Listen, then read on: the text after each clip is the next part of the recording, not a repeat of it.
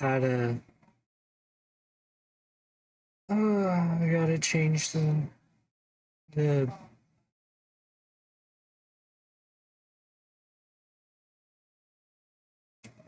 Need to. How do I? Filters. That's right. Noise gate right here.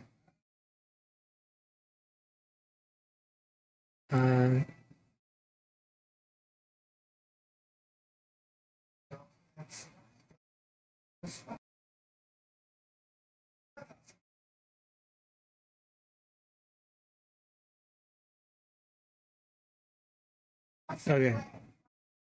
That should work a bit better.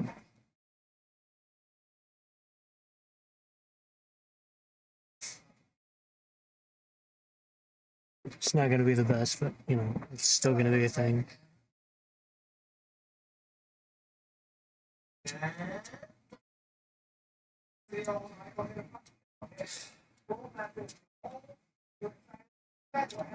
So, this is a live stream, of course, because less restrictive, all that.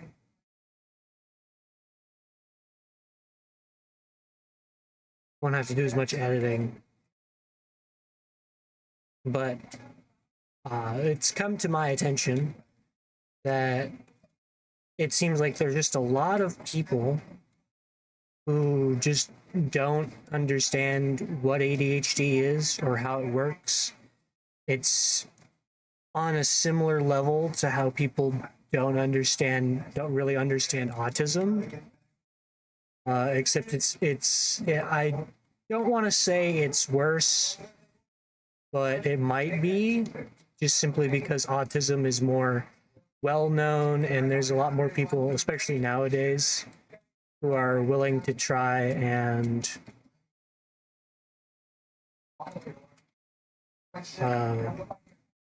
understand autism. But with ADHD, it's just been like forever. Everyone has just been like, oh no, they're just a bit rowdy. My grandpa, your grandparents with ADHD or your father with ADHD, they did not turn out fine. They don't have healthy coping mechanisms at all.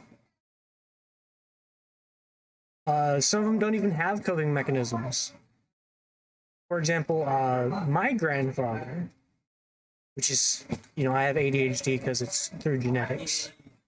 My grandfather has very little in the way of impulse control, which frustrates me a bit because I've had to work very hard to, you know, curb my impulses and stuff, and he just doesn't, like, half the time or like 90% of the time. He also just doesn't know how to budget money at all. My family wants to argue with me on that, but the fact of the matter is, he had, at one point, like, millions of dollars or whatever it was. Keyword is had. If he knew how to budget and manage his money properly, he would still have a good bit of money. Now he has like a few $1,000s. And that's it. And a good portion of that, I think, was actually money that he was hiding for like emergencies in his sock drawer and didn't even start drawing out of until he started running out of money to work on his airplane. He never once thought, oh, well, maybe it would help out my wife to let her use some of that money. And he didn't know that, you know, the financial issues were struggling because he never had to manage his finances. He was rich, he blew all his cash, and then my grandma started supporting the household, doing her own job, her own work, cleaning the house, everything. and he did absolutely nothing. He just sat around and like demanded her make him sandwiches.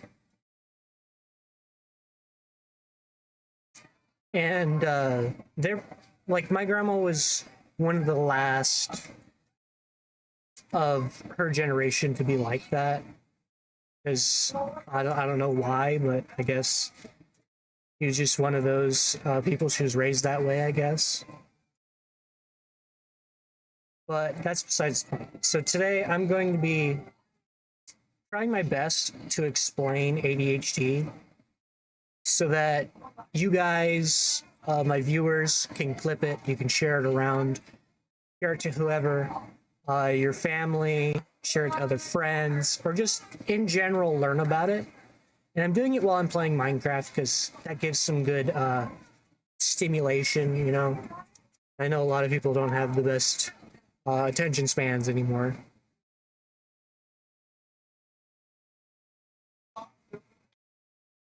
So I'm also, technically by doing this, I'm showing off this new mod pack that I'm working on here. This is going to be for my SMP at some point. It doesn't have the mods for it yet, but it's like, this is like the basis of it. We got like 260 something pages of items and stuff. But anyways, I don't have a script. I don't script a lot of things. I probably should, but I think out a lot of the stuff that I want to say, usually. So I'm fairly alright with improv, I would say. I'm not gonna say I'm the best at improv, because that's kind of pretentious. I'm not gonna say I'm really good at it either, because I know I'm not. Oh, I did not want to turn off my shaders. Okay, there we go.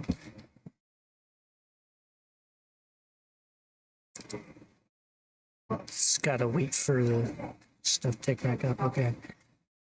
So I think what people neglect to think about a lot with ADHD is the fact it's on a spectrum, because they already know autism is on a spectrum. So they don't want to accept the fact that there can be multiple mental illnesses that are on a spectrum. They want to be able to lump everybody in to the same category, so it's all neat in their head and all that, right? But that's just not how anything works, really. Especially mental illnesses. Like, every mental illness is on a spectrum. Like, you can have, you can be bipolar, and you can be better or worse, or like you can have your good days and your bad days. And it's no different, like, at all from ADHD. ADHD is on a very wide spectrum, somewhat, but you got like the two main parts of it, I would say, which is just like you have what is, you got the like a Venn diagram. It's like the best way you can visualize it is as a Venn diagram. You have a attentive type and unattentive type, and then in the middle you have the hybrid, which is like you got both, so you're kind of screwed. And everyone is a little bit of a mix of attentive and unattentive, but they just say you are one or the other. And like the closer you are to the middle, the more you have like a decent balance of both, right? It actually used to be that you just had ADHD and then you had ADD. But now those have been recategorized because they found, oh, well, these are basically the exact same thing. It's just one exhibits more hyper characteristics and the other exhibits more like being distracted and stuff. So you used to have just the separate ADHD and ADD, or well, ADHD is hyper, no, attention deficit hyperactivity disorder, and then ADD is attention deficit disorder. And when I was real young, I was diagnosed with ADHD, and I was also diagnosed with ADD, which means I am somewhere around like the middle of the spectrum. I'm like somewhat of like the hybridized version of ADHD and all that. Now, a lot of the issues that come with ADHD is stuff like anxiety, like just extreme anxiety. Sometimes panic attacks can happen because not only like it's not like this for everyone, but for the majority of people with ADHD, it's not just your brain is going at 90 miles per hour. It's more like you have 10 people talking over each other in your brain and none of them are on the same idea. And whenever you get like an impulsive idea, it's just like, oh, all of them said this one thing all at once, pretty much.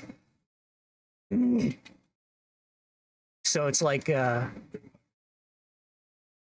you got 10 different people, they're all saying random things, and all of a sudden all of them all at once say, I want an apple, and then all of a sudden you want to go get an apple. You just go do it, and if you have no impulse control. And not only is it just like 10 different people talking all at once, they're also talking really, really fast. It's kind of hard to make sense of your own thoughts at times. At least that's my own experience with it. I'm not exactly as much on the hyperactive side as I am on the inattentive side, because I have a really hard time with focus and motivation, which in general is not fixable. There is no fix for it. There's no cure. There's nothing that can be done. You can't go to therapy. You cannot just at all, you cannot fix having ADHD. You can learn to cope with it or be forced to cope with it. Like my grandfather, I am almost 99% sure every time he misbehaved, his father probably just beat him until he started behaving, and that's how he learned to not be quite so bad, which really is not healthy, and it's not a good thing that happened, but it did happen. I mean, assuming it happened, because I have no clue. I have like just a vague memory of him mentioning something about his father being really hard on him, and I'm just assuming based on the fact he's a bit of an asshole and the fact that he's very fond of punishing people over the pettiest things. He actually is the reason why my sister ran away. Because it used to be my sister, me, and my brother all in like the same house with my grandparents, right? My grandma and grandpa there. And eventually, Christy just ran away on her 18th birthday or whatever. Directly because of my grandfather being like kind of a little bit abusive. Kind of like in like the old-fashioned way that like parents were abusive.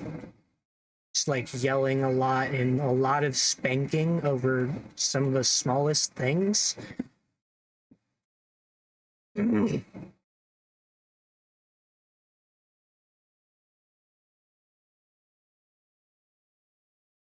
And I got a little bit of that, like, just spanking because I wasn't behaving quite right.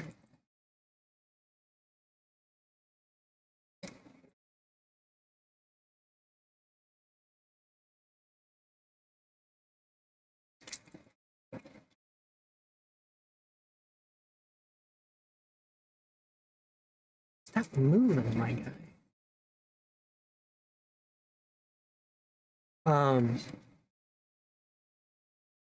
So I know, like, I got the tail end of that.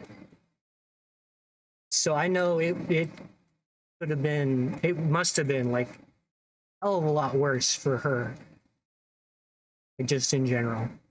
And then eventually, like, somewhat recently, she came back over, thinking like she'd like reconnect and stuff.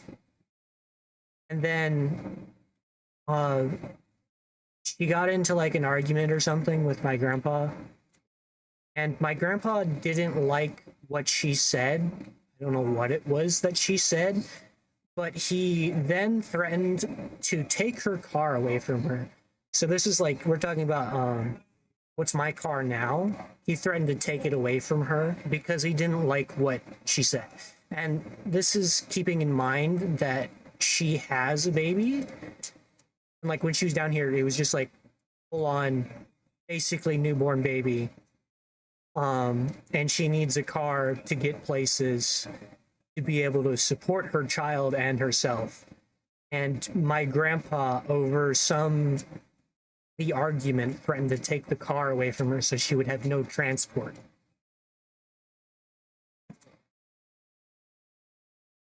And then she of course she ran away again, which I mean that's completely valid. Like, no one's gonna hold that against her. It's my grandpa's fault. It's not her fault. It's my grandfather's fault. Of course, my grandpa saw nothing wrong with things he said and all that, but that's because he is the way he is.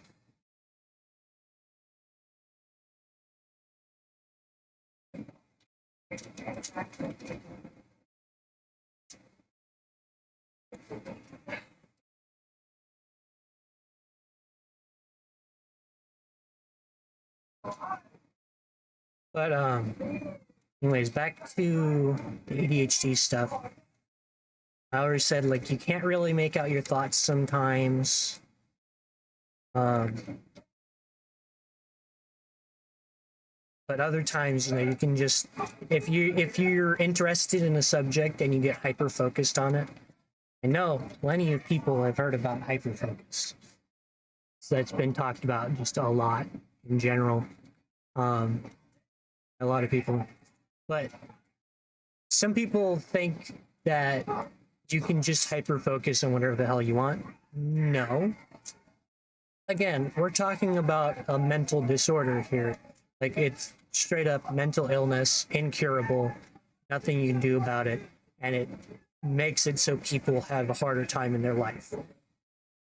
If we could hyper focus on whatever we wanted, we would not need medications or anything, because we would be able to focus on whatever we wanted. And some people don't understand what hyperfocus is. Some people think it's just this magical thing. Even the people who don't really think like you can focus on whatever, they just think it's just this thing that happens sometimes, and you're just completely focused on everything. No, you're completely focused on one thing to an unhealthy degree. Like, literally unhealthy. Like, you forget to drink water and eat food, unhealthy. You will get so sucked into something that almost nothing can pull you away from it. It can happen like for a long period or a short period or whatever.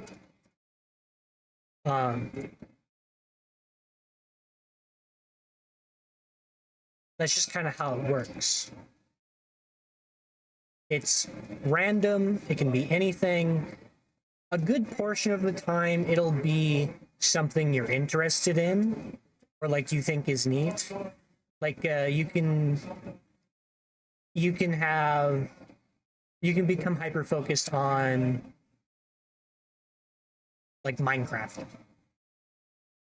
Like you could have never played Minecraft before, but you saw like some gameplay from Minecraft recently. You're like, oh, that's a really cool game, and then you buy it, and then you play it, and then you keep playing it, and then you keep playing it, and then you keep playing it, and then all of a sudden you're completely burnt out of the game and you can't touch it anymore. And it just sits around and kind of rots, and there's nothing else that happens with it. Um,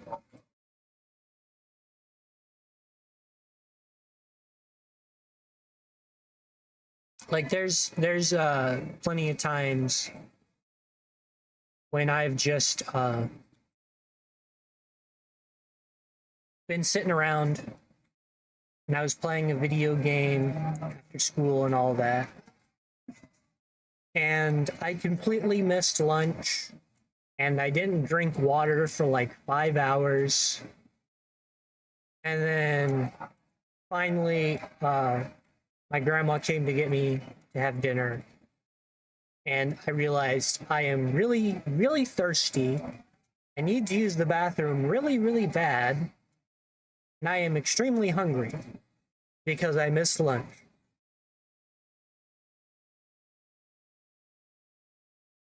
So it can be a pretty big detriment to be hyper focused on something, especially if you're hyper focusing on like a new thing very often, because then you're just going to forget to eat and forget to drink water and stuff more often, and you just can become more unhealthy, and that's not a good thing, right? So not only do you have to manage like your attention span, you have to manage your like how much you hyper focus on things and what things you hyper focus on. Like you could be really, really interested in something. You're like, oh my God, I want to start knitting. But then you're all like, I don't have the money for that though. And then you just have to like forget about it. And who knows, you could have been like the world's best knitter. But you just couldn't afford it. So that also kind of comes back to tie in with impulse control a little bit. You'll like get a hyper fixation on something, and you'll want to just go out and buy what you need for it immediately without thinking about, you know, your budget and all that. And it can be very, very hard to not just impulse buy a bunch of things. Like I've had plenty of times I've been in a store and I'm like, oh, I could really use that. Like it's not even just like stuff that I don't need sometimes. It's stuff like I could really, really use a good pair of headphones, but I don't have money for a good pair of headphones. So I just don't buy a good pair of headphones. Even though like every time I go through Walmart, I want to buy headphones. Or like every time I go through Walmart, I want to get a better gaming controller, because one I got here is really cheap and it's already got stick drift after using it for a month. And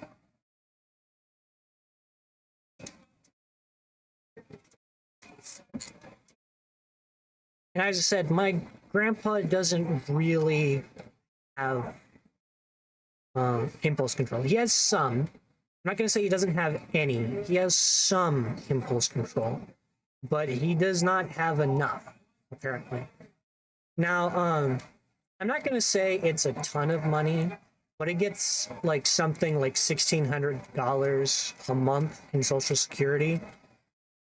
And doing like just some quick math and like some rough estimations, his bills and his gas for his car every month should only really come out to 1,100, which should mean he has about 500 left over. And if he were to actually budget properly, he could spend $150 to $200 on food for himself every week, and then he would still have like $300 left over. He could put into savings, put into a CD, or whatever he wants to do with it, or like invest it in something or whatever. But he just doesn't. I've tried, talking to him and saying, we need to figure out a budget for you because obviously whatever you're doing isn't working. But he'll either say, oh, it's fine, I'll be fine. But now, very, very recently, he went and gave some sob story to my sister, the one who ran away because he was like abusive and stuff, saying that, oh my God, I can't afford to keep paying me. He can't afford to keep paying me $10 like every so many times I come down to like help him out with something to cover my gas. He's saying that he cannot afford the $10 that it takes to cover my gas to go and help him out with stuff and come back home and stuff like that. And then my sister, again, this is the same sister who ran away because he was being, a bit of an ass, because that's just who he is, calls me and tells me that it is my responsibility to hurry up and get a job so that I can take care of my grandpa because he doesn't know how to take care of himself and he is not willing to learn how to take care of himself. My responsibility, coming from the one who ran away because of how abusive my grandfather was, or whatever was happening, because I know he wasn't a very good person, and he still isn't. He is one of the worst people I know, just in general. Not even just like in my family. He is like the worst human being I know personally, but I still help him out because I care about him, because he's family, right? You have to help out family. That's just kind of a requirement. But him not reimbursing me for gas and me like literally telling me that it is my responsibility to like feed, bathe, and clothe this overgrown toddler of a man who pitches a fit every time someone disagrees with him is just insane. Quite frankly, it is insane. And I'm not saying you shouldn't take care of your grandparents. Of course, take care of your grandparents, especially if you have the means to do so. You should like help out. But I don't have the means. I've been trying to get a job. It is complete just ass trying to find a job at all. Because you go in and you ask them what you need to do to get a job there, and maybe like one or two places will have an application, like a paper application, but then you'll have like the few fast food restaurants that are supposed to have paper applications, but your location just doesn't have any printed ones right now. Um, so they tell you to go online. You go online, you fill out the information, and they're supposed to get back to you, right? That's like how it's supposed to work. That's what the websites say and everything. They say they're gonna send you an email or they're gonna call you or whatever. They'll let you know when there's a job opening and you'll come in for an interview and all of that. They don't do that. In fact, like I was dealing with Walmart, and you have to renew your application at Walmart every single month, or else it just gets voided. Like they will void your application if you do not renew it every single month. And I don't know if this is true. Maybe someone can tell me, but I don't have a high school diploma. And it asks you if you have a high school diploma when you're applying and all that. And then like if you have one, it wants you to send a picture, so you can't just say you have one, right?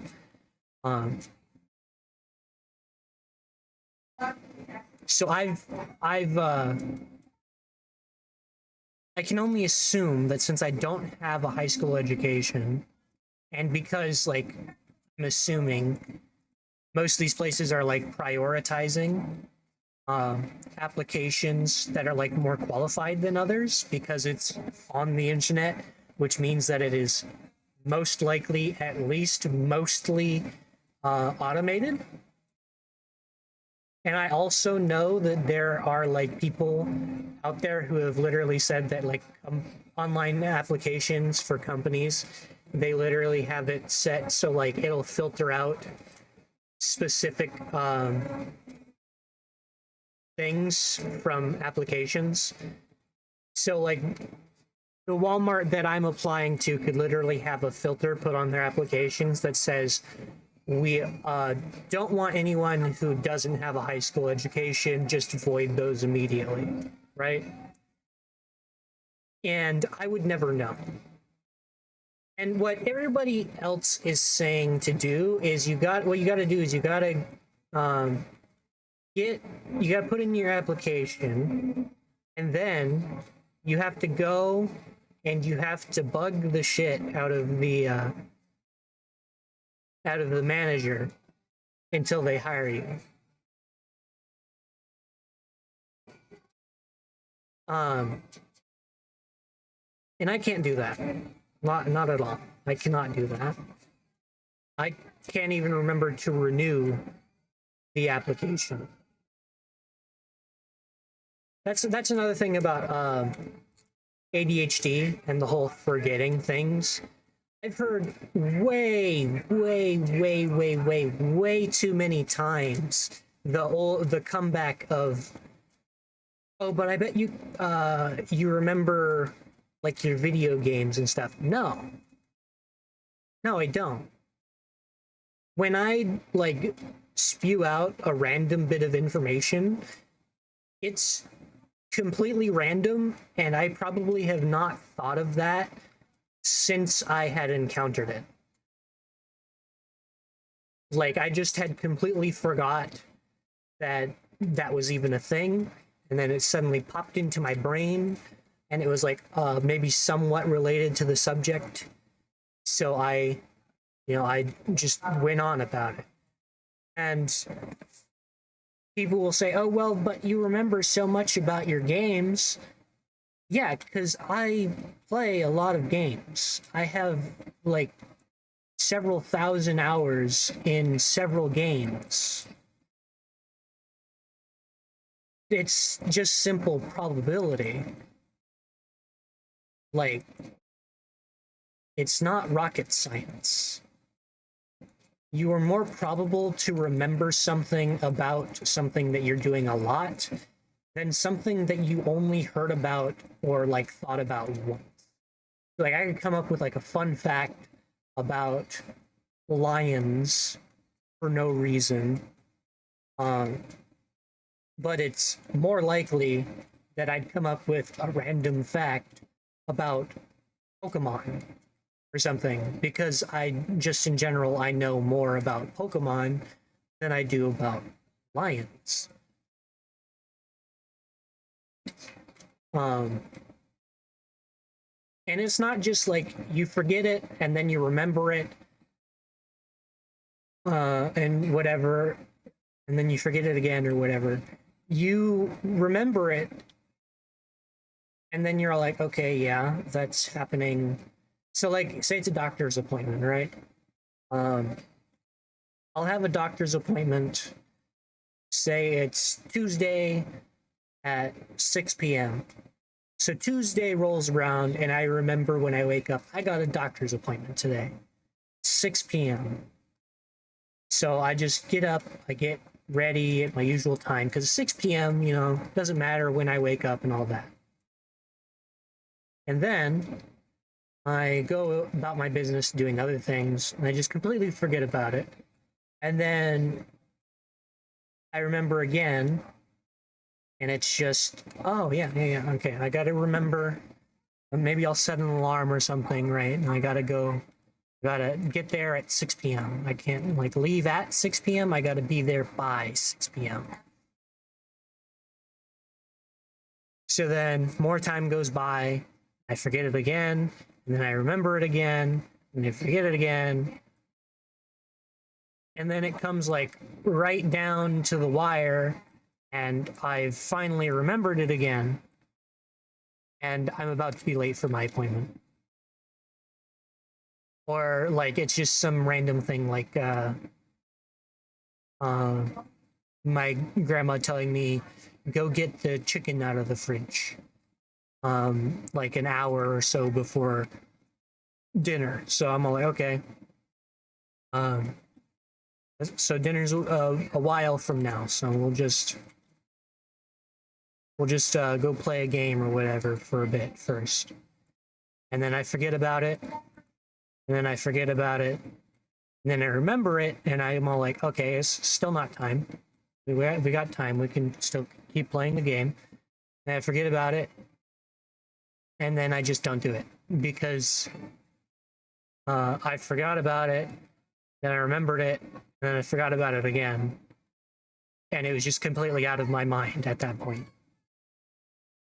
Which is actually just straight up a thing in psychology or whatever, where like you're more likely to forget something the first time you remember it.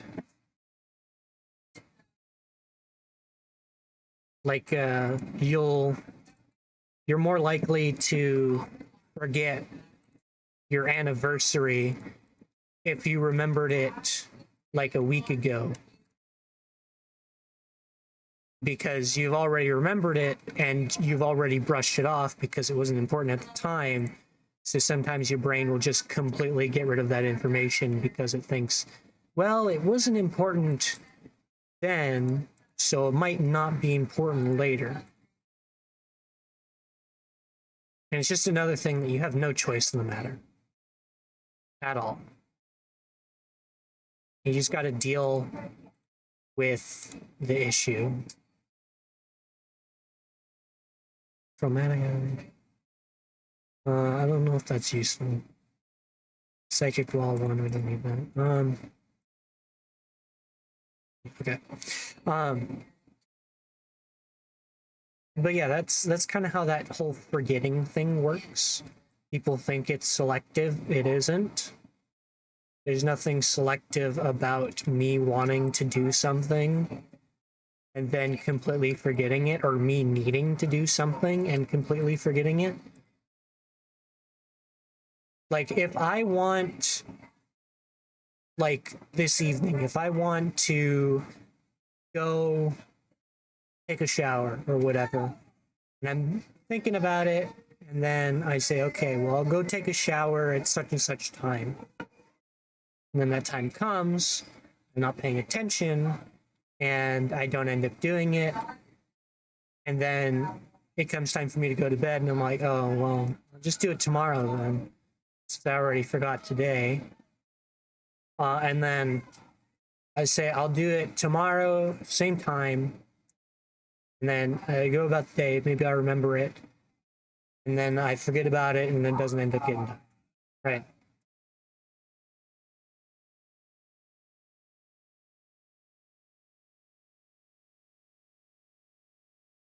It's not fun.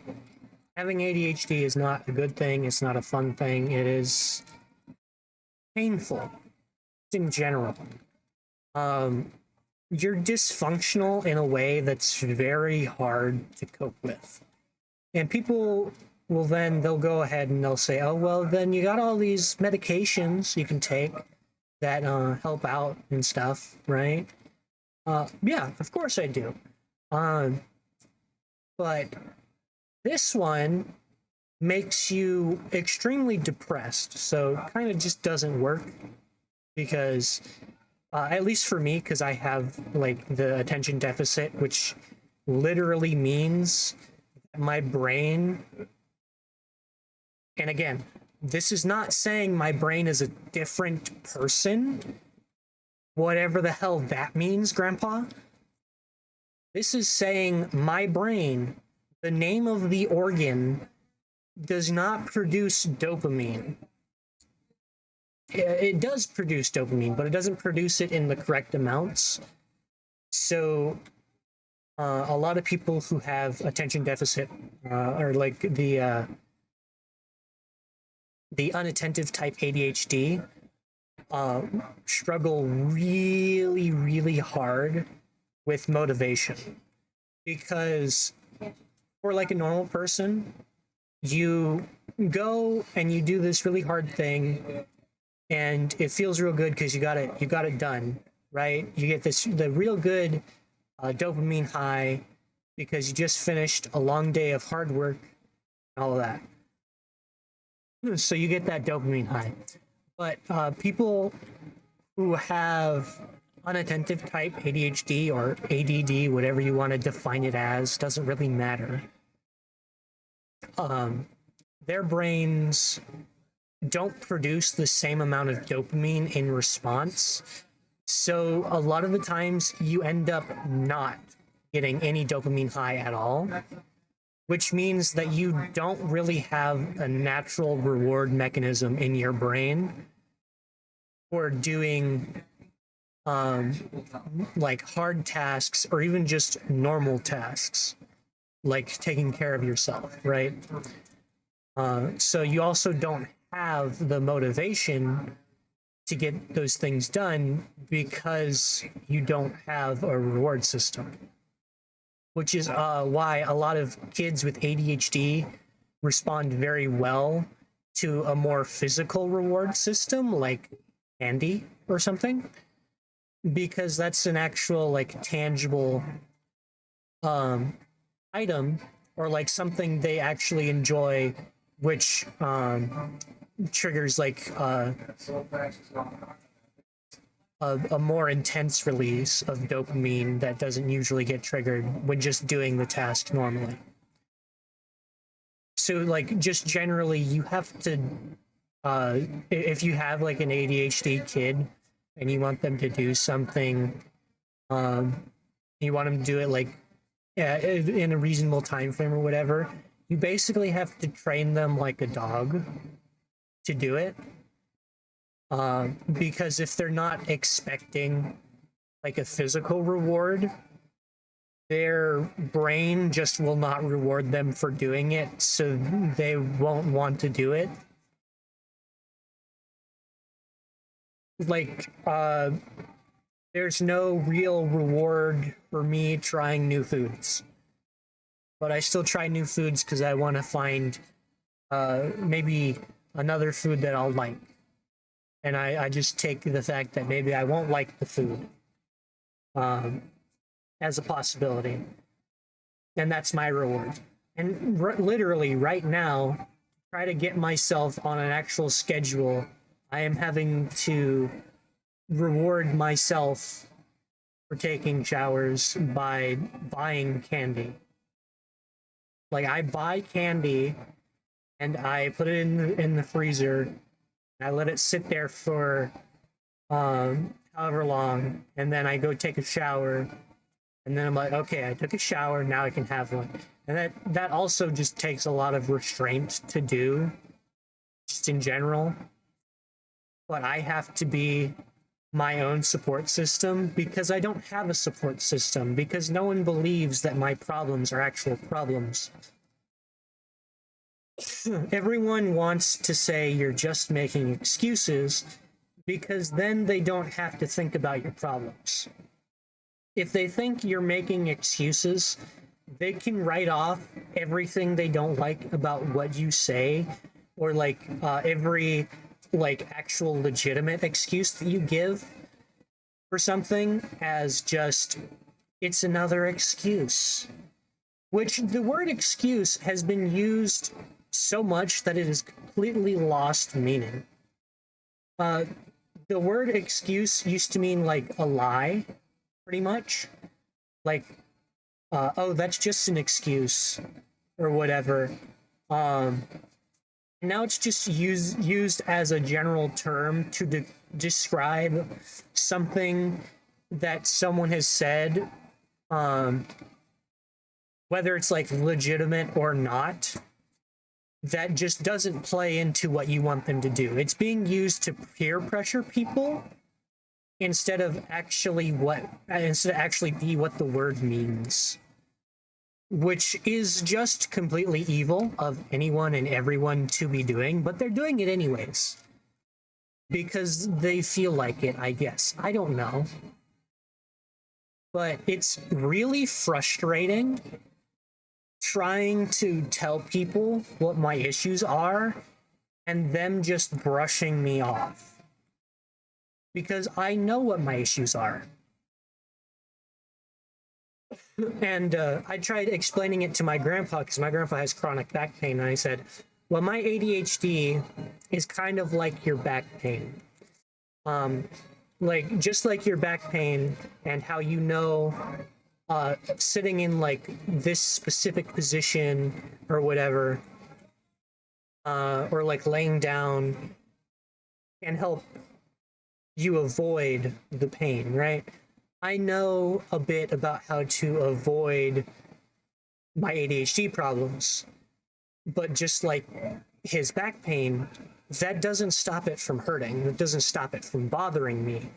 It's going to bother me because it's there, and there's nothing I can do about it. Just like there's nothing he can do about his back pain because he's tried everything and it doesn't work. Okay? But he just said, oh, that's bullshit. No, it's not. That is exactly what it is. And I don't really care what you think, because if you want to deny, like, my heartfelt attempt of explaining a thing to you so you can understand it and hopefully, like, understand me a bit better, and get to know me, actually know me more than you do, then it's your own fault. You know, you don't have to know me, and I don't have to help you. I'm not going to take care of someone who's not going to respect me in general. Also, I just cannot take care of him for however long he's going to be alive, because then that's going to take a bunch of valuable time away from me that I could be using to actually, like, further my life instead of taking care of him in his last few days. And I'm going to be completely honest, up until he went and gave his pity story to my sister, and my sister called threatening that he's going to take, stop paying for my car insurance and stuff.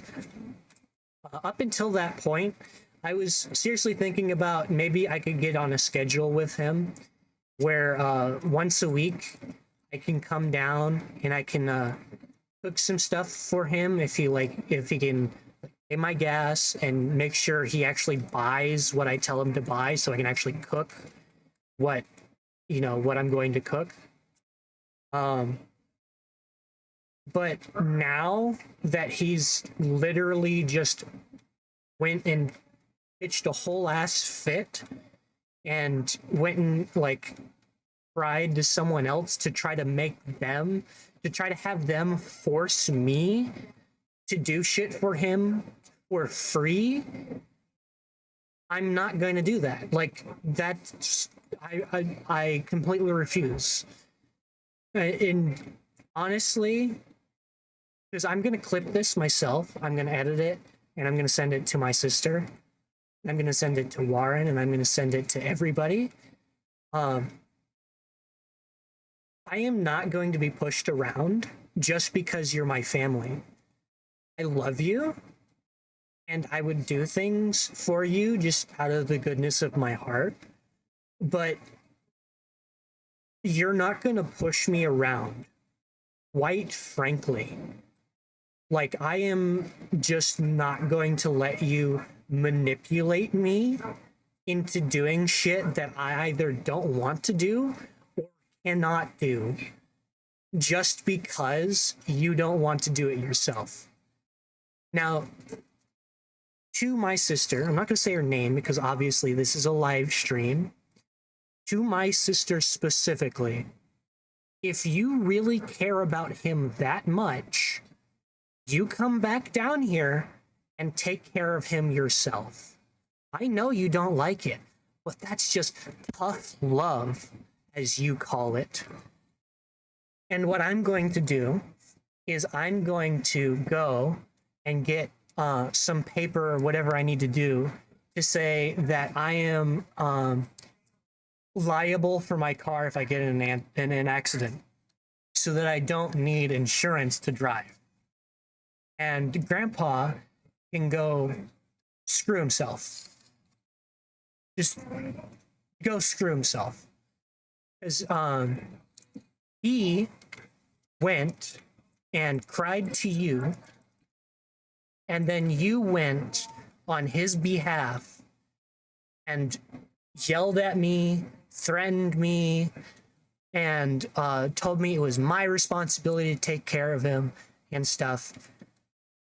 So screw you, and screw him too. If you want him to be taken care of, you do it yourself, or you can help me put him in a home. Because right now, I am not going to do jack shit for him anymore.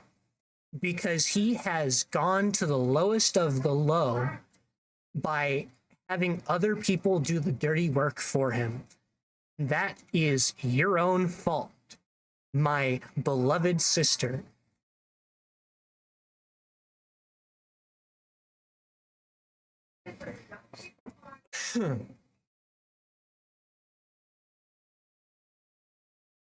And you talk about me burning bridges.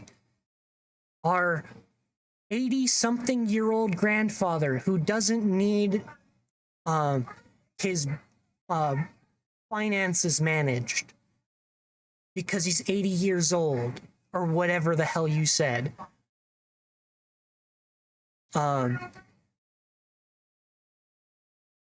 Can be an asshole to you, and then you can come tell me that you don't want to take care of him anymore, and I'll just tell you you're making excuses or something like that. How does that sound, huh? I'm over here dealing with my own problems. I have my own problems. I have my own dreams and ambitions that I would love, absolutely love, to get to work on. And taking care of my grandfather 24/7 would not allow me to do that. I love him, but I'm not going to sacrifice my life to take care of him for the few years he has left. I know that sounds selfish, but sometimes you have to be selfish to live a life that makes you happy. And right now, I am not happy. I'm not happy with you. I'm not happy with him. And I'm not happy with my current situation either. If I was happy living with someone else, then I wouldn't complain about living in a corner and having my knees pressed up against a dresser every time I want to use my computer. I, as much as anyone else, want to improve my life. And I cannot do that by supporting my grandpa. Now, if I were to get a good paying job, I would have helped him out financially. I would have had absolutely no problem doing that. But like I just said, he literally stooped to the lowest of the low, and he is on his own. He can have fun getting that love seat recliner into his trailer on his own, or with the help of whatever friend's going to do it for him for free. Because I'm not going to help him. Because by you talking to me, especially in the way you did, but that's not the whole reason, but in you talking to me about it and telling me it's my responsibility, that tells me that he went to you and cried to you to manipulate you so that you could use your sisterly relationship with me to manipulate me.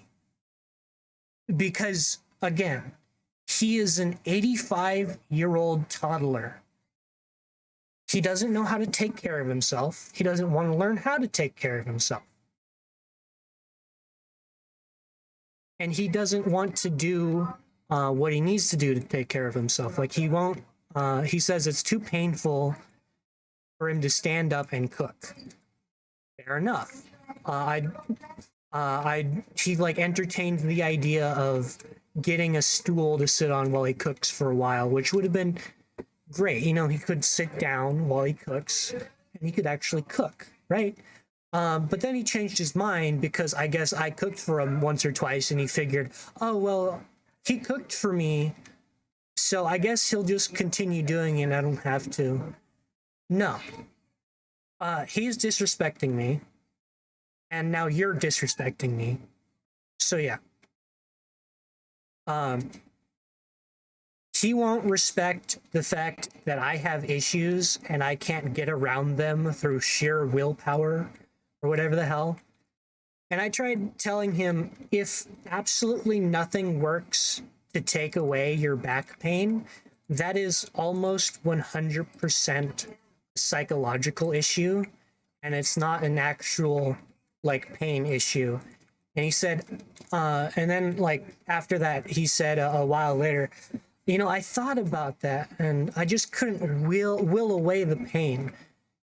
And that tells me that he also doesn't know anything about psychology, because unless you're like some monk who's spent like their entire life mastering their brain, mastering your brain and all that, right? You cannot will away psychological problems. There is no way to do that. You need therapy in one way or another. Now, that doesn't mean you got to go out and pay a therapist. That just means that you need to put the time and effort into learning, you know, the coping mechanisms and everything that a therapist is going to tell you to use anyway.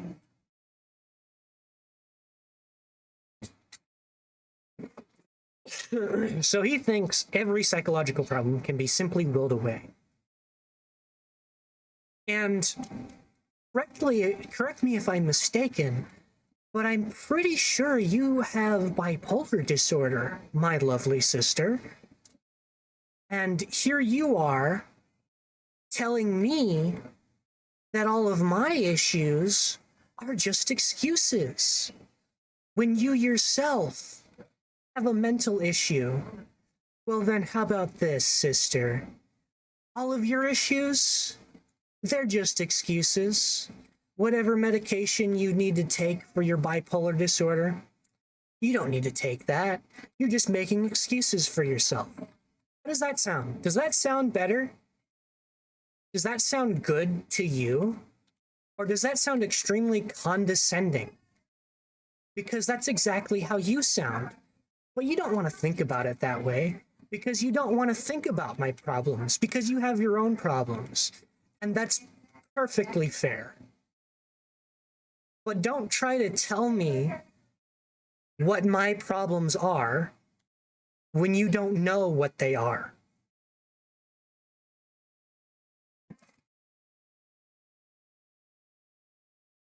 Yes, I'm being mean. No, I don't hate you, but you are being an ass. And that's going to deserve you a you're not going to be in my life or in my thoughts or prayers or anything for the next like 5 years. That's all your behavior has done is gotten you a ticket to being shunned. Like, if you call again, I will answer it, and I'm not going to be disrespectful or anything. But if you start with anything that's all like, it's your responsibility to take care of our grandfather, or anything like that, or you like come back at me from this clip that I sent you, and you say anything like just being pissed off about it or whatever, and saying, oh, I'm being a bad brother and everything. I don't give a shit if I am being a bad brother to you by setting boundaries with you. Because, as I just said, I am not going to be manipulated by anyone or anything for any reason. Because I know what manipulation is. Because I have manipulated people before. Not only have I been manipulated before, I have also manipulated people. I'm not going to deny that. I know I've done it. I know it's wrong, and I'm committed to being a better person now. But obviously, you are under some delusion that you're threatening me and saying, oh, we're not going to help you if you don't do shit for free for our grandfather or whatever. You guys can go ahead and not do things for me. In nowhere in any of my plans have I ever relied on any of you helping me, because I know that all of you are unreliable factors. Not that you're unreliable as people, you're just like, whether or not you would be able to help me for a specific thing at a specific time is not reliable. Like, you can be extremely reliable all you want, but everybody's got to be busy sometime, right? So never have I ever included any of you in any plans. The only plans that I have that includes someone in the family is maybe taking up Ryan's old offer on paying for my college, but I don't even expect him to still do that, so I have other plans. Like, I literally want to start a business. But anyways, back to ADHD. Exists on a spectrum. I'm more on the inattentive type ADHD, which means I have a lot of issues with motivation. It is extremely hard to motivate myself to do things, extremely similarly to the way it's hard to motivate yourself to do things when you have depression, because in both cases, your brain is at an extreme dopamine low. So you have a very hard time finding motivation to do things. But it's not the same as it is with depression, because obviously depression is its own thing, and you're sad all the time. I'm not sad. I just get frustrated with myself sometimes because I wanted to do this thing, and I just couldn't make myself do it, no matter how hard I tried or how much I tried to will myself to do it, to a point where it's like literally physically uncomfortable and slightly painful to force myself to do things. Um, like even sometimes, even just I like saying I want to play a game. Like I want to play Minecraft, and I'll just go ahead and stream it to YouTube, right? Um, because it's something that I want to do. I want to do it, and if I'm doing it, I might as well stream it on YouTube and all that. But as my viewers will know, I haven't streamed in a good bit. That's because I've been struggling to get a medication for my ADHD, and in that time, I have a very hard time motivating myself to do things, as I just stated. So I 100% wanted to, on like several, not just several, like a ton of different occasions, I have wanted to go ahead and boot up Minecraft, boot up OBS, and just go ahead and live stream some Minecraft. You know, it's my favorite game and all that. But then I keep thinking about it, and then I eventually the day comes to an end. I'm still thinking about it, but all I've done is sat there and watch YouTube and do absolutely nothing else. It's almost like being a prisoner in your own body.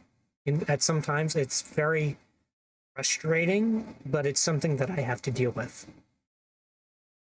And I know you don't know, and you didn't know, or maybe you don't even believe me about it, but I don't care if you believe me, because this is just, I am telling you exactly the problems I've been having. And if you don't want to believe that I'm having problems, then I don't know. Just don't cry about it when I die or something. I don't know. If I become homeless and starve to death on the side of the road, I better not see you crying about it at my funeral when I'm in heaven or wherever I'm ending up, because you don't care. You are showing, like actively, that you do not care about me by refusing to take my personal problems into account when telling me that it's my responsibility to do things.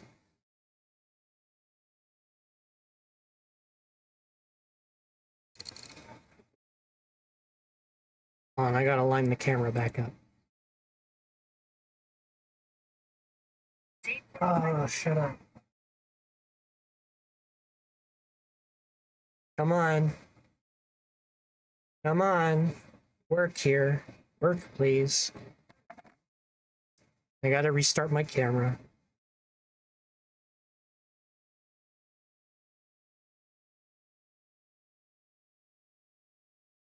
I'll stop it.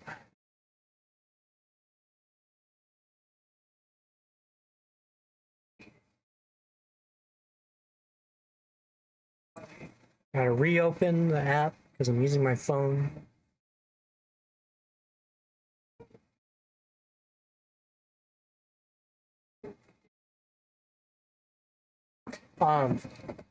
So I'm going to be talking about ADHD, of course, but I'm also going to be making another video that is going to be edited and everything, where I'm just making diagrams, or like I'm using a PowerPoint presentation based on what I have said to explain it better, while using my Minecraft gameplay in the background.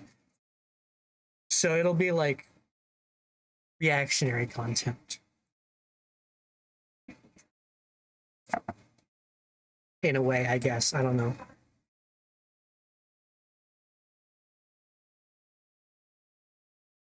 And get the camera line back up. Let's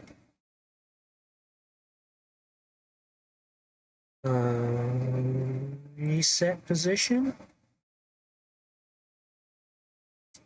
And there we go. So anyways,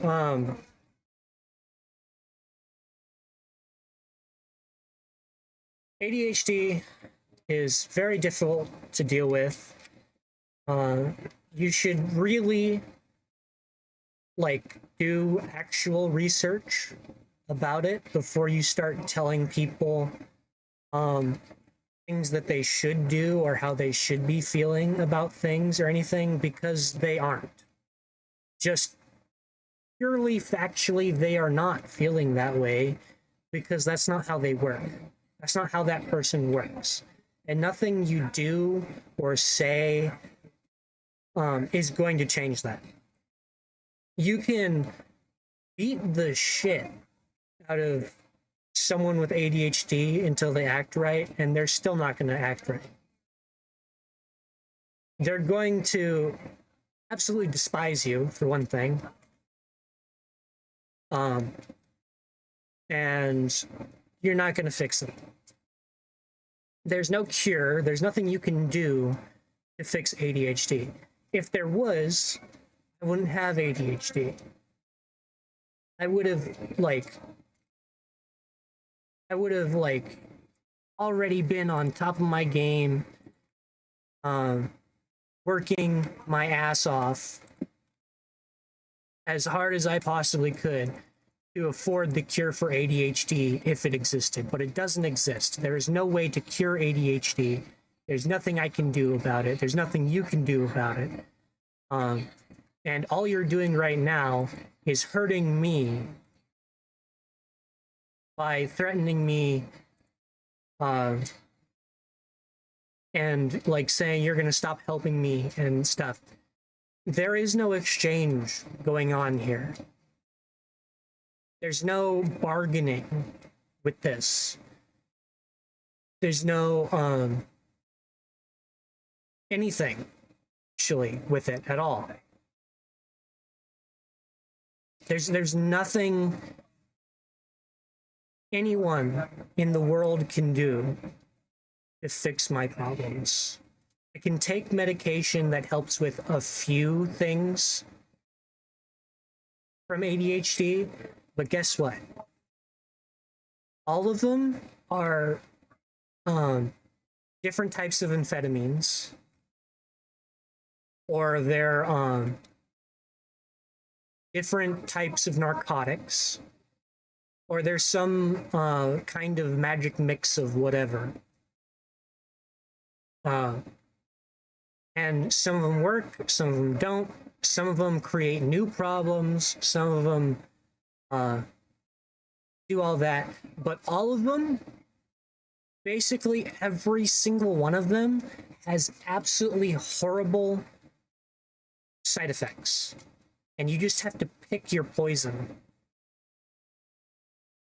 Like the last one that I was on, it was working pretty well, and then we increased the dosage, and I started getting the side effect of depression, which, because I'm unattentive type ADHD, it just cancels out the medication, because most of my issue is my brain isn't producing enough dopamine to get me motivated, so the medication is supposed to help me be motivated to do things. And obviously, if you're depressed, you're not motivated to do things, so it cancels itself out. So I have also been on one that literally caused me to develop gynecomastia. Since this is an educational video, technically, anyways, gynecomastia is male breasts. And because I was taking that mid-puberty, I had also developed female breast tissue, which caused me to need a surgery to have it removed, because it's not going to go away from exercise. And then you have the amphetamines, and a lot of amphetamines have a very well-known side effect of like amplifying emotions to like an irrational degree at times. And sometimes they'll even just induce like an irrational emotion in people. Like right now, I was prescribed Adderall for my ADHD,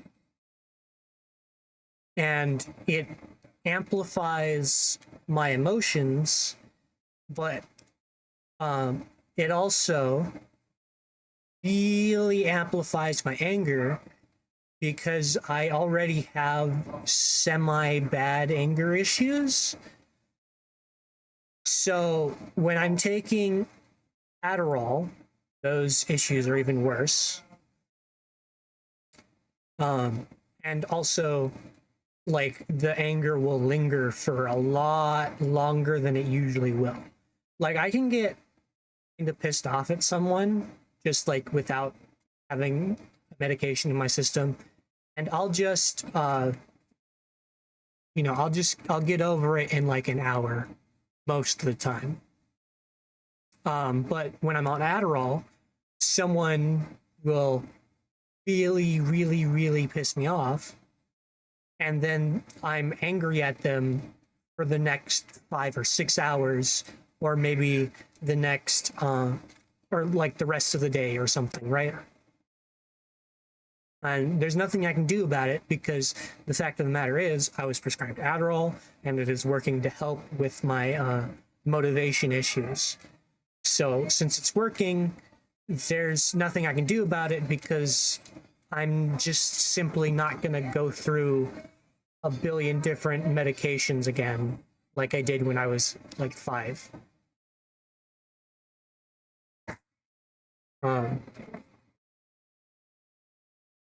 So yeah.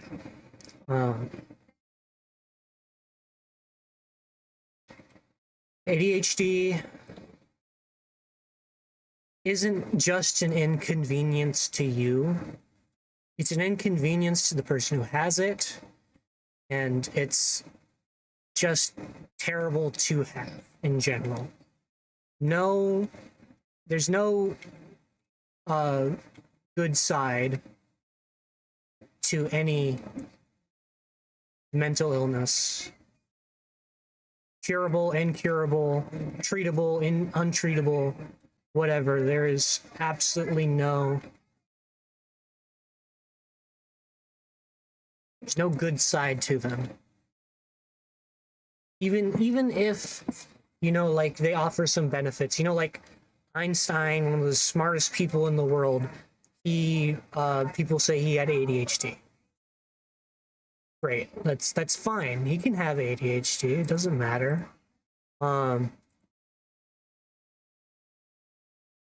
He was a great mind, and some people contribute his intelligence to the fact he had ADHD, and maybe that's true. Maybe that does contribute to intelligence because you're thinking much faster than the average person. But he probably had so many issues that he had to get through all on his own because there was no one around to help, no one who knew what it was. Back then, they probably just thought he was just a rowdy kid or something. Just like some people want to think now, oh, you don't have ADHD, you're just a bit rowdy or like a bit off, and like your uncle was or like your dad was or whatever. And people don't realize just how much it hurts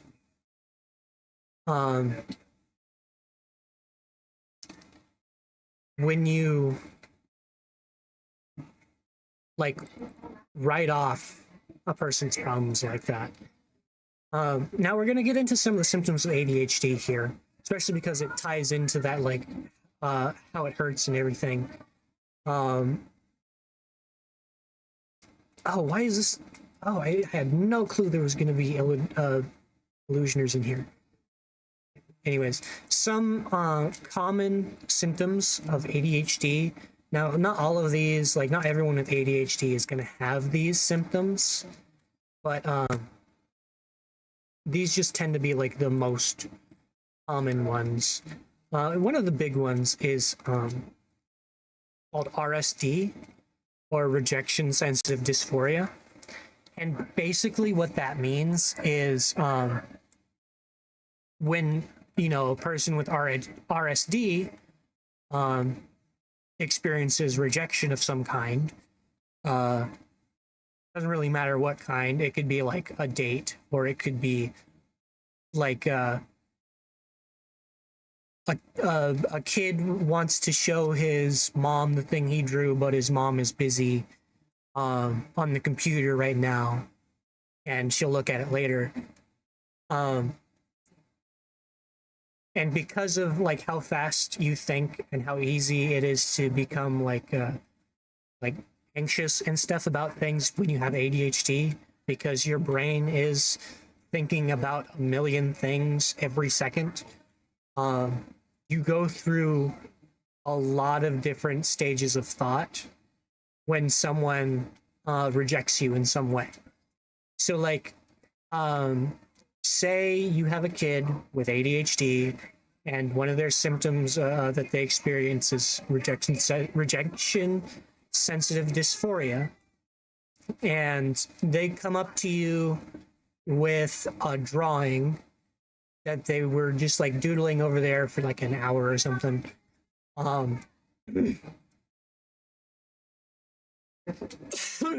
you tell them, oh, sorry, honey, I'm a bit busy right now. I'm on the phone. I'll look at it later.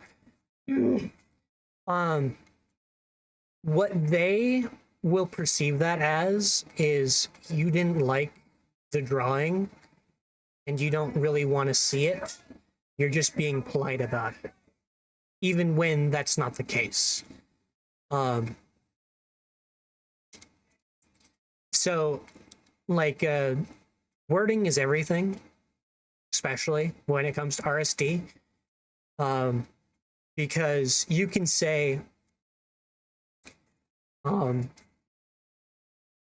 do it later, to someone with RSD who suffers from ADHD and experiences RSD, and they'll perceive that as you don't feel like doing it at all, because maybe like they've had experiences where people will say, we'll do it later, and that really means I don't want to do it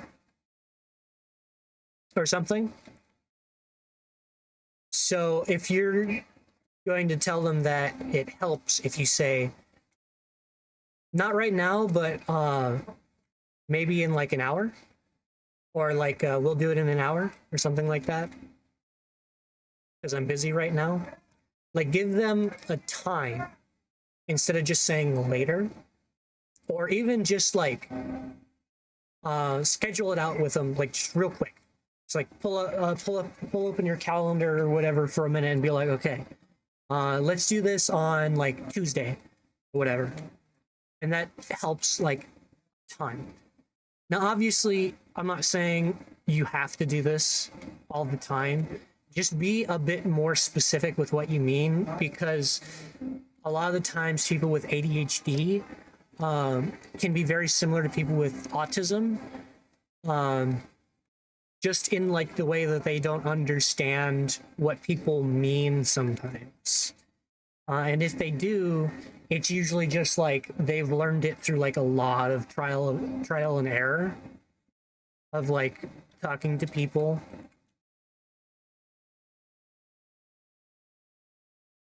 And just like general experience. Like, I have a pretty good idea of what people mean most of the time, because I've put the effort forth to try to socialize with people, try to figure out how people work, so that I can try to be a more functional person and all that. Because I am trying, like my hardest, quite literally. I am trying my hardest. It may not seem like that to you, because from a normal person point of view, I am not trying hard the same way a normal person would, but you're just putting aside the fact that I am not a normal person. And that's something that everybody needs to understand about people with ADHD or any mental illness, is that they are not a normal person. And it's okay to not be normal.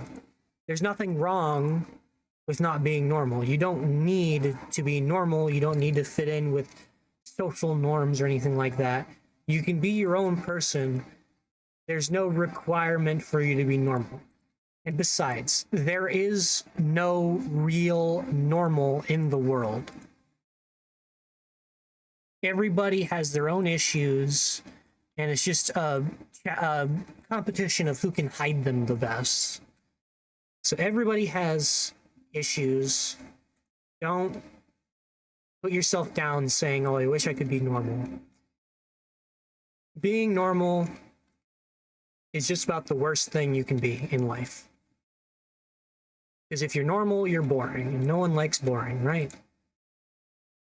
In fact, like, if you're too normal, people will find that weird, right? Because it's not normal to be normal. Be yourself. Don't worry about what other people think about you and all that. And to be quite frank, I don't give two shits what my family thinks about me. Because I know who I am, and they don't. And if they want to believe I'm someone else, because they never actually tried to get to know me, that's their own fault. They can go on,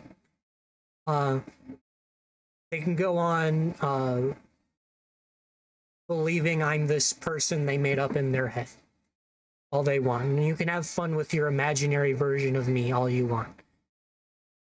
I'm not gonna brainwash you or something. I don't know. I'm not gonna try to tell you what to think about me or other people.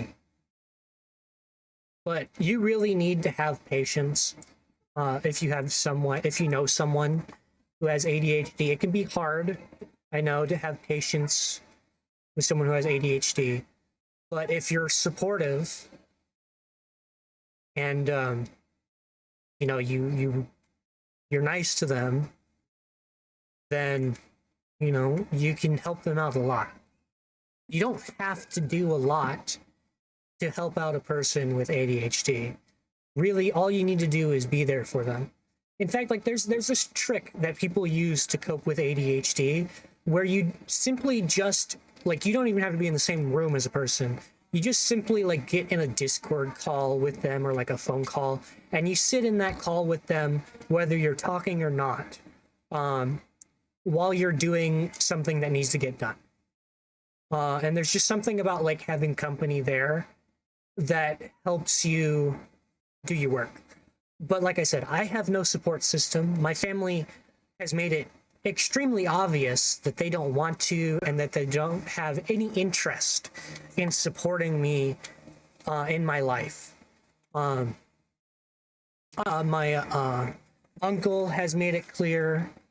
My sister, as I was saying, has made it clear. All of that. So if you're not going to help me, that's fine.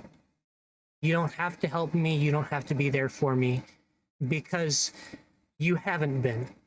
For the past several years, none of my family has ever been there for me. So, to be quite frank, I don't really need you.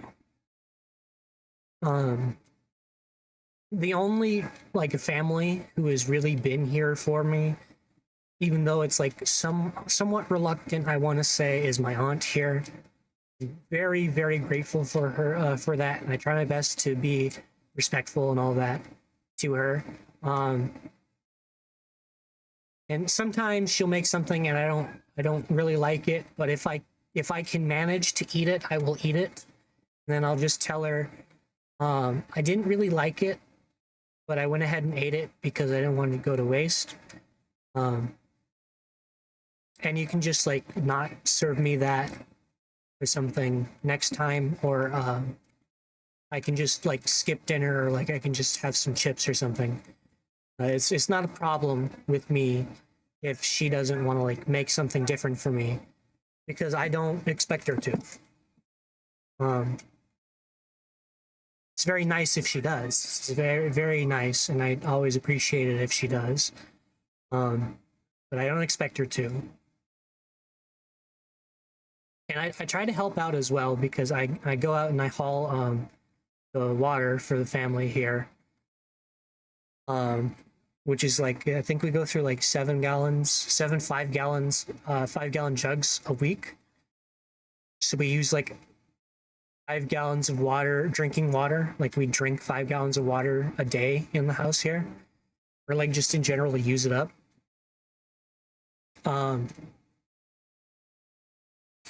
So I try to help out by hauling the water, you know, in my car and stuff. And every once in a while, she'll give me some gas money to reimburse me, and it's always nice because she'll give me like 10 or 20, which is usually more than enough to cover like the last 5 trips or whatever, and it really helps me out so that I have the money to get to my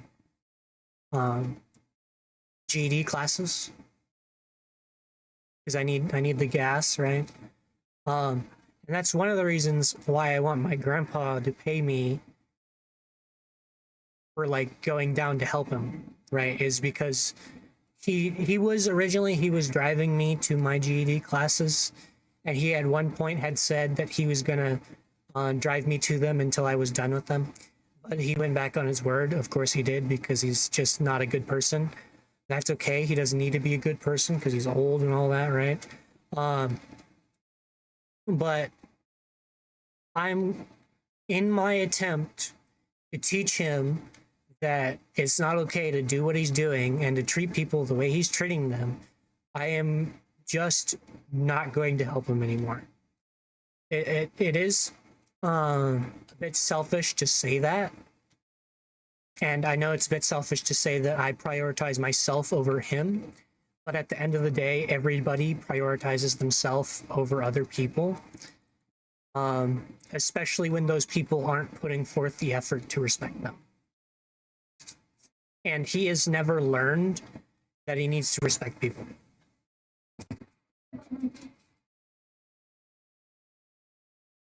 So I'm trying to stand my ground, and I am going to stand my ground, to make sure that he knows that I'm not going to do anything for him for free, especially not now, after the stunt he just pulled.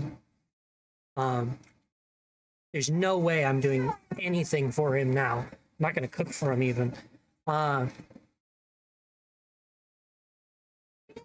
not going to help him with that couch either. He can just pay someone to do it.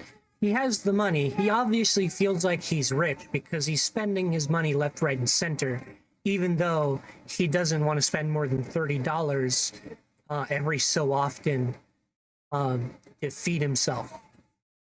So, and I'm not going to get a job for the express purpose of feeding him,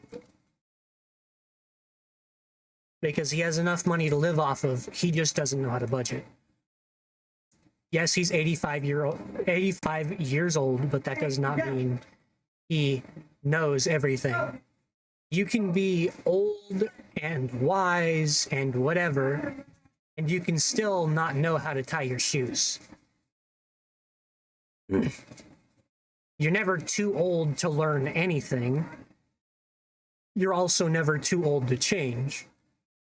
And if he just completely keeps refusing to change, then other people are going to change and they're not going to want anything to do with him. And that's exactly what's happening with me. I am a changing person. I'm going through a lot of issues, and I'm dealing with my own issues. So I am changing. He isn't. And so he's getting left behind.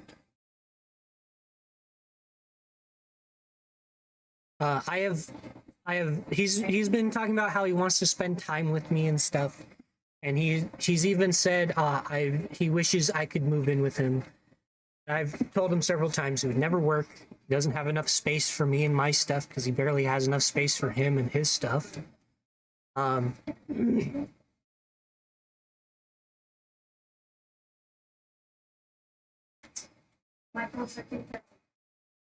So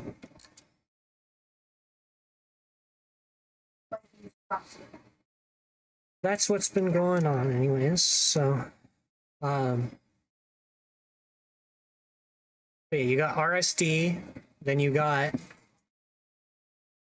course, like hyperactivity, inattentiveness, very, very common one. And you have lack of motivation, just like overall lack of motivation, just with everything. That's like common symptoms of ADHD.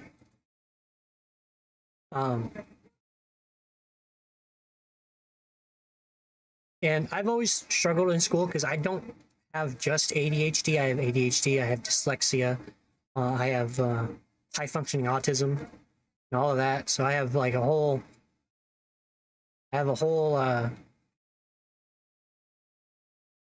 just like I have a alphabet soup worth of issues here. But I cope. It's not like I'm sorry if the way I cope is inconvenient for you, but it's not my responsibility to be convenient for you. Like, it's no one's responsibility to be a convenient person. Like, no one is actually a convenient person. Like, there's no situation where a real person who actually exists is always available and is always going to help with convenience. I try to be a very nice person. I try to be very giving, but I do draw a line so that I don't get used and manipulated. And I am very clearly drawing the line with my family. So, yeah, we gotta... What else is there to talk about about ADHD? Talked about the symptoms. Talked about the medicines and their side effects. I talked about how it's a spectrum and how you have attentive, unattentive, and hybrid.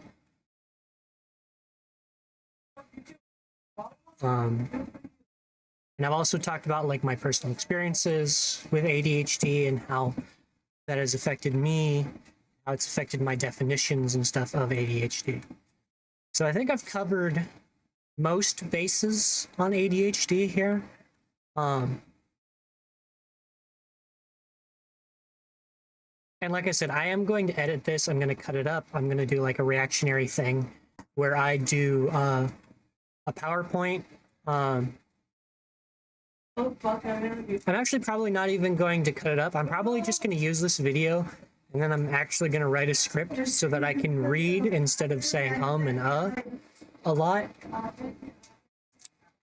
And I'll use a PowerPoint presentation. And I'll put it as like a standalone video with the gameplay in the background, of course.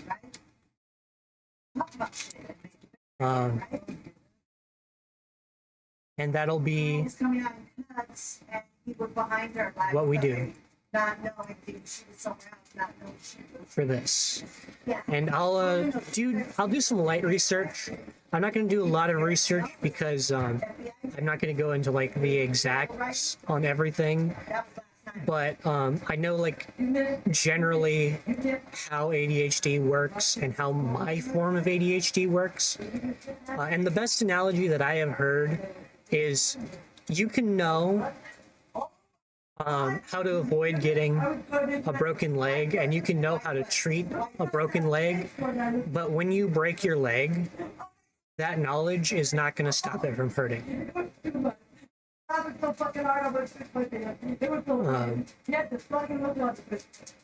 only thing that's going to stop your broken leg from hurting is careful care and treatment.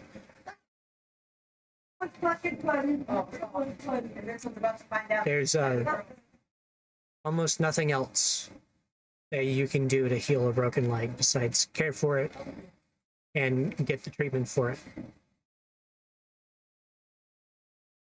I really needed that today too. And it's the same with ADHD. I can know how to avoid my problems and I can know what my problems are all I want. But when I have problems, there's nothing I can do about them. Oh, this is a cool area. I think I will settle here. We got a ravine river. That's nice. Anyways, I've gone over it. That's about it. And I'm going to be getting off here in about an hour. So I guess just enjoy some gameplay now. I think I'm going to settle here. I like this area. This would be like the house, and then I can put my infrastructure over here because we got mechanism and create in here.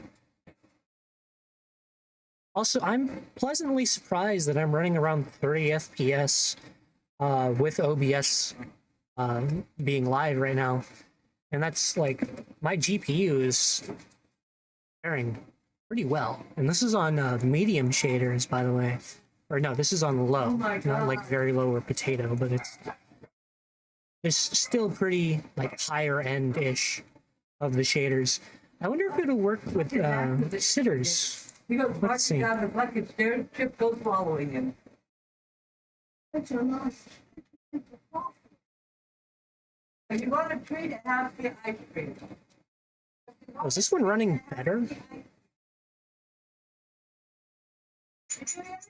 No, it's about the same, but it does look better. I think I'll keep cylinders on. You on the line again, William?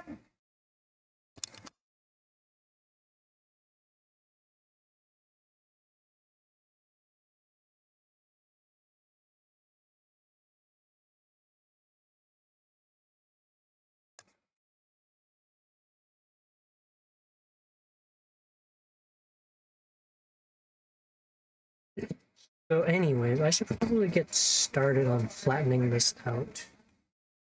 The sun is there, so we got some time. You really gotta love Silder's shaders. It's just like a classic. It's been around since 1.7. I mean, it's not even that complicated of a shader pack. I mean, look at that. That's basically the exact same rain particle. It's just like white instead of blue. And you still get like the normal vanilla particles too. It's real nice. It's very nostalgic too. It's one of the first, and it continues to be one of the best. At least in my opinion. You know, everybody has their own opinion on these things. He's the Bill Popper. Jen has been stealing them, and that's what her secret is with Tony. The DEA. She gave him some to hold for the back when Desma found out that the inventory doesn't match up the numbers, and they thought it was the new girl. And so, by Virginia took her out because she brought her in. How long do I have to wait for the fucking idiot to come up with it?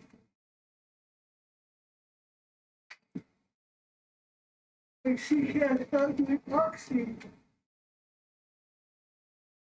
I love the water effect on the screen. That's so nice.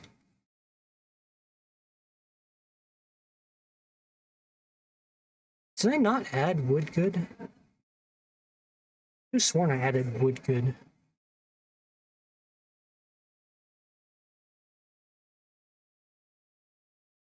Why are you showing that picture again? Oh, I did. Incomplete. 7 years. Oh, I don't have cork. That's what it is. I need to add cork. 7 years, 11 months.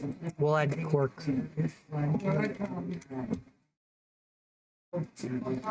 We'll add cork and we'll restart real quick.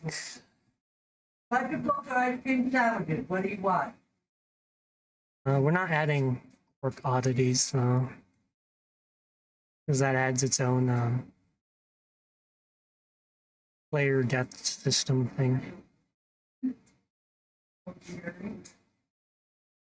This one, sequence recipe, create quirk runes. New girlfriend. She was Glowstone. I think that's an andesite, polished andesite slab. And then you get a quirk rune. What do the runes do anyways?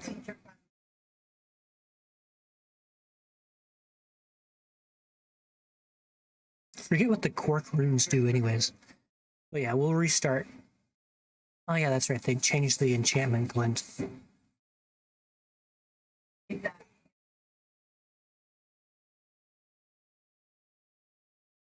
We'll restart. There's a bit of me pouring my heart out there because I want people to understand what ADHD is. I'm in no way an expert, but I know a bit of information here and there from stuff that I've like just learned from both from experience and from some like experts I've heard talk about the subject sometime at the times.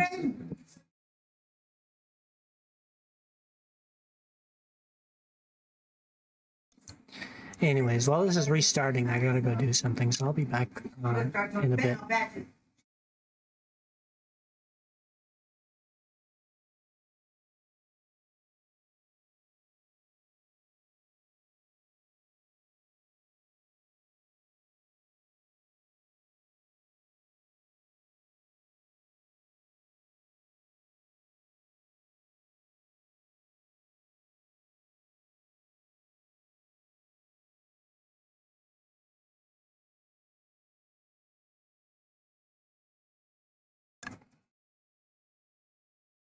I think we'll go ahead and we'll turn off the V2 model so I can go ahead and use my phone now.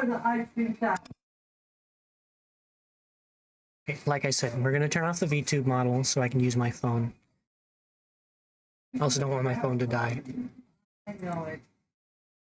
So we'll just go ahead and we'll close VC face. And we'll close Droid Cam. And there we go. We'll be back and we'll start flattening the Earth a little bit, but we're going to be getting off real soon.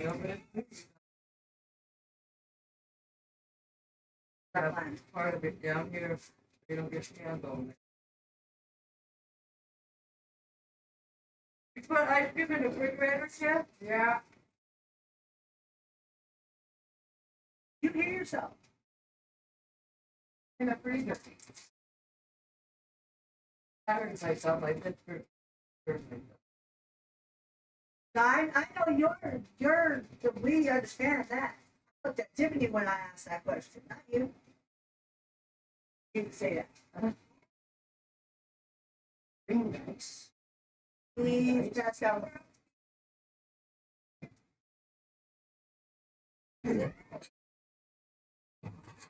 No naked pizza, right? No, she's a passed out. Oh, okay. I'm just wondering. Fully dressed, passed out. Overdose and fully dressed. The queen is at the table.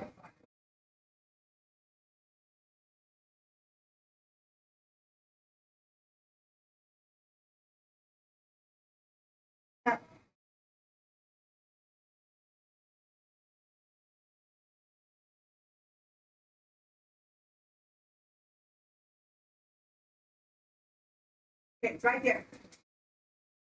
This shit fails on me, pull the plug. Let Lexi plug in her iPhone. Go ahead. I'm being honest, huh? Pretend to be mad at her. Promise definitely not going to do that. So you have to pretend to be mad at her for plugging in her iPhone. William. Okay, okay. Then get one and shut up. Get out of my face. I love you, right? You know I love you too, but goddammit, stop doing that again.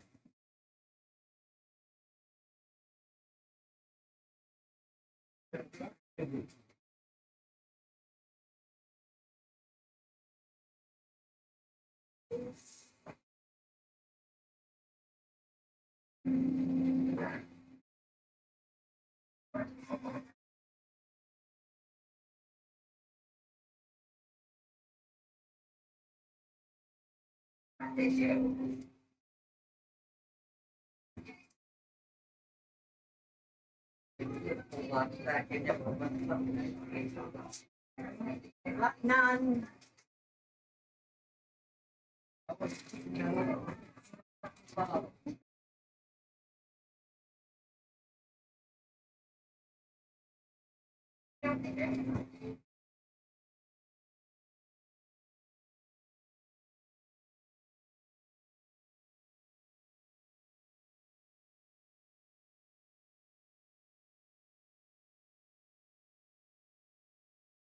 You're welcome. Go on to your hand.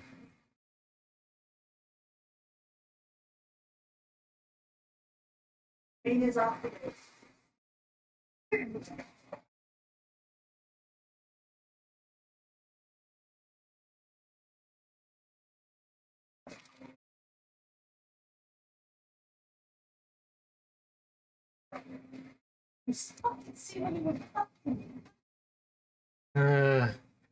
I adjust This, look at, the settings and it still doesn't work. yeah, same day. Not be talking to her in front of people. No, not properties, filters, noise gate. Because dipshit Bryce.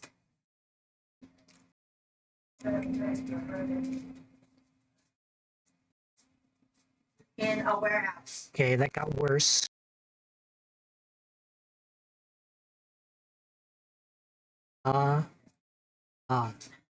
Okay, this kind of works. He did We'll do the that. halfway through.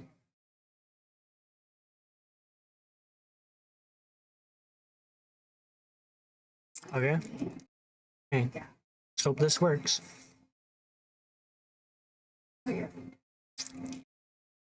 Why isn't the game audio capture working?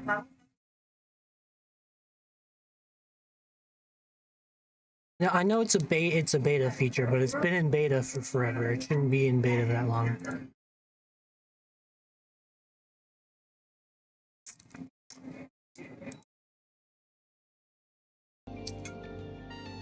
Now it's capturing it, okay. It's a good thing I was talking a lot before, and it's not like I'm going to be using the audio in the video I'm making, so.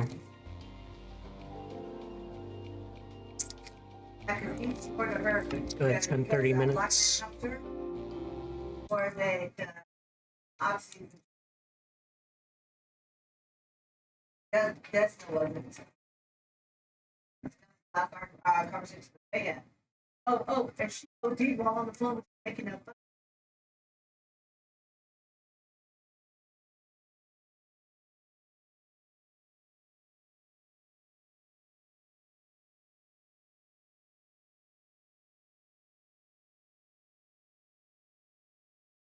Got Baron, she,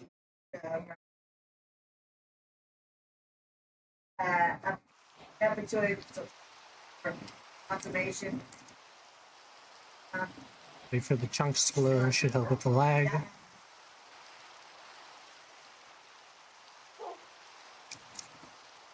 Just like, One. he was pissed off that he had big. He was angry.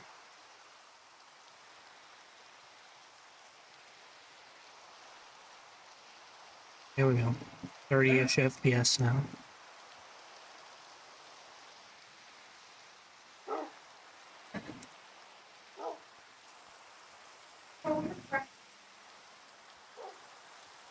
If you haven't been here, it's all up to this.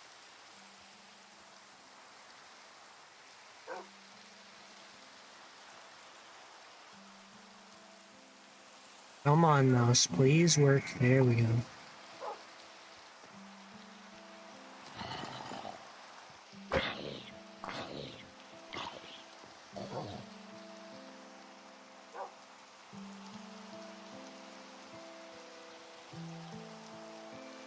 Should also stop the rain, right?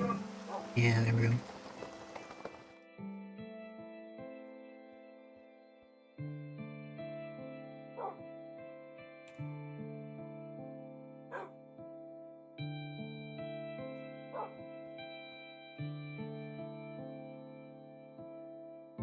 I love how the clouds change shape a little when you move the camera.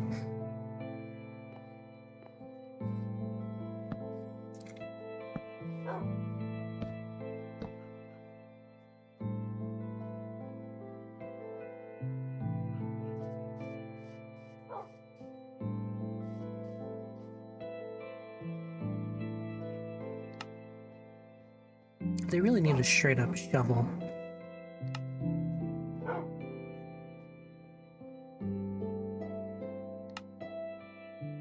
They don't have one. Aren't you talking?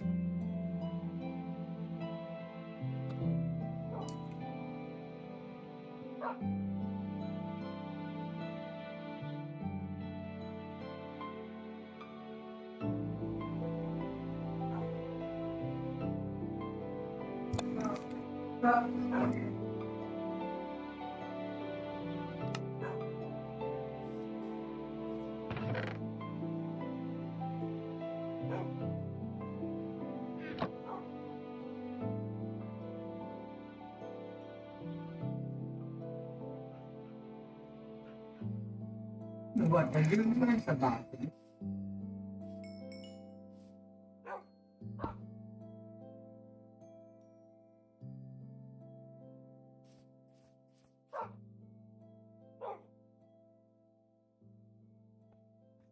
Leave the deers alone.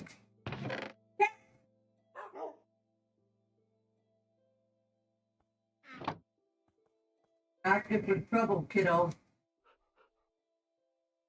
For what? What are you gonna go out again for?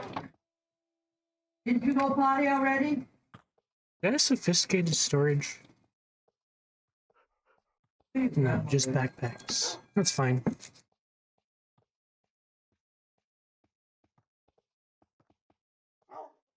I'll probably just add storage drawers. Don't really need sophisticated storage.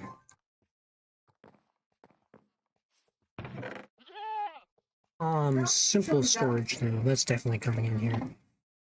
Keep chewing gum.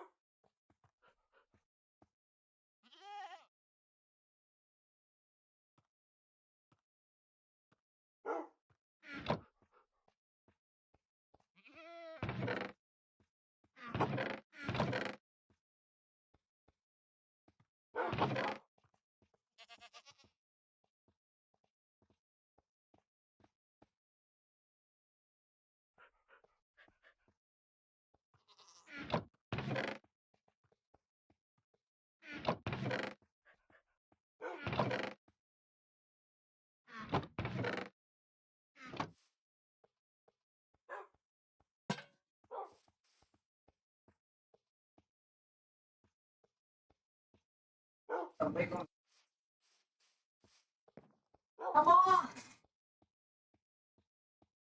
Oh, shut up!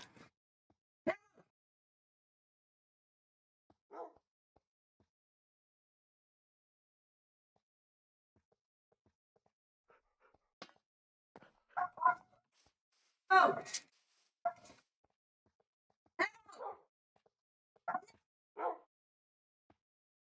No! Try to check your bedroom or take her outside, do something with her now. I'm not dropping the wall. He needs to go outside, not have him shut the door, because you tell him to do that, he's gonna do it more again. Oh.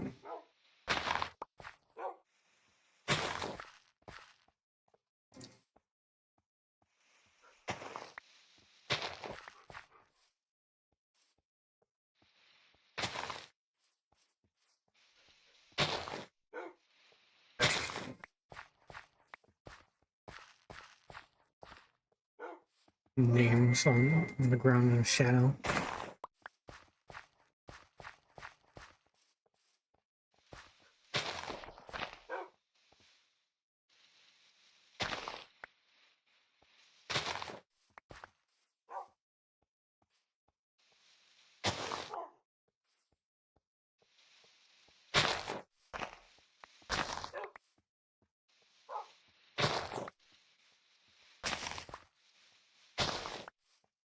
Hands are basically shovels.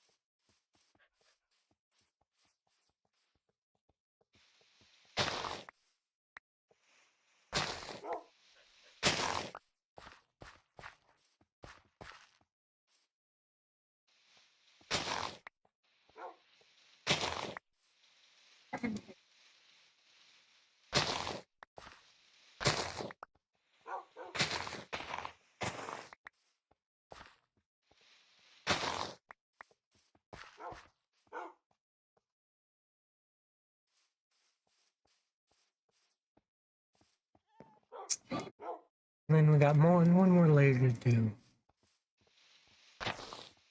We'll be ready to build base tomorrow. Well, if I get on tomorrow, just next time in general is what I'll say.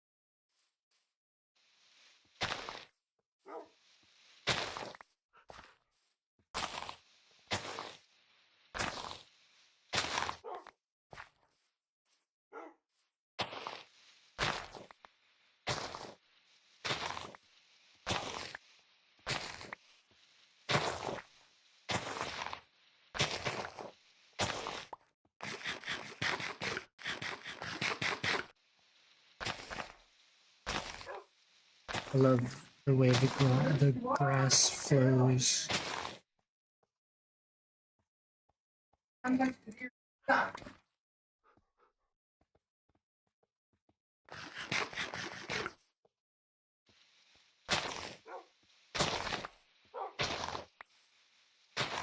See why right now.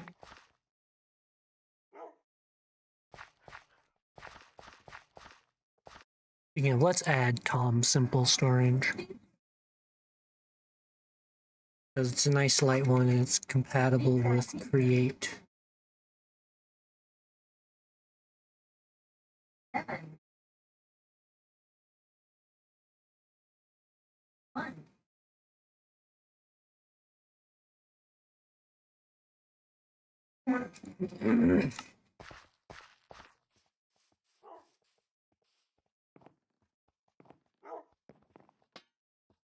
Alright, this will be ready for next time. I hope you guys enjoyed. I know I did. Catch you guys in the next one.